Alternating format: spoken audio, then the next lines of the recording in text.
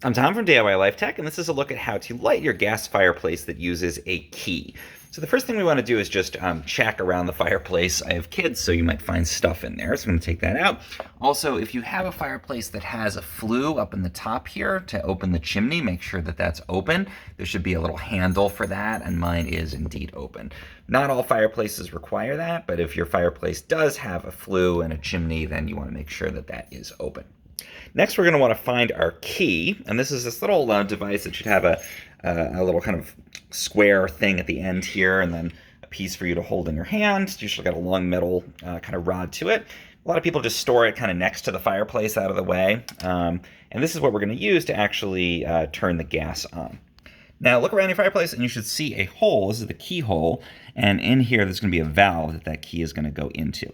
So we're going to put the key in there in a minute, but the first thing we want to do actually is to get ready to actually light that fireplace.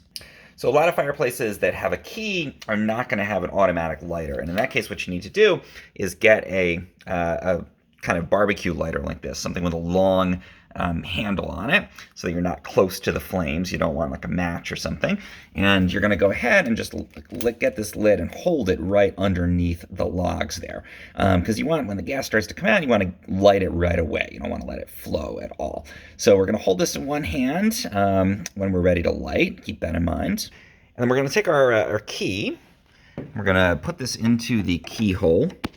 And you kind of have to feel around in there until you feel it lock into the valve where you get some tension. And I've got that now. It's sort of, if I try to turn it, I can feel it's locked in. It's not just turning freely at this point. So that means we're ready to go. Again, I've got this in one hand. I'm going to put the lighter in the other hand underneath the logs over there. And then I'm going to turn this about a half turn counterclockwise, and that's going to open the gas up. So let's show doing that at the same time. Remember, I've got my my lighter in my other hand. It's lit. It's ready to go under the logs, and I'm going to turn this half a turn. You might have to work at it a little bit if you haven't used it in a while. And there it goes.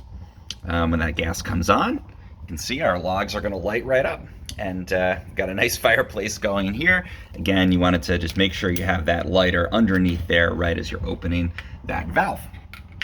Now we're running, we can adjust the flame by turning this. So if I turn it clockwise, it's going to dial the flame down a bit so we don't have quite as much. If I turn it counterclockwise, it's going to put the flame up to a higher setting on there. So we can adjust that, and then I usually leave my key in place. You can also take it out if you want. And then when we're ready to shut the fireplace off, we simply turn all the way clockwise here until it's totally locked and not moving anymore. It's going to shut that valve off, and you should see your fireplace stop. Make sure it's fully closed. Sniff around, make sure there's no gas coming out. And remember, the fireplace will stay hot for a little bit after the flames have actually died down. Now, when we're totally done, we can just take that key back out again and put it in a safe spot, and you are good to go.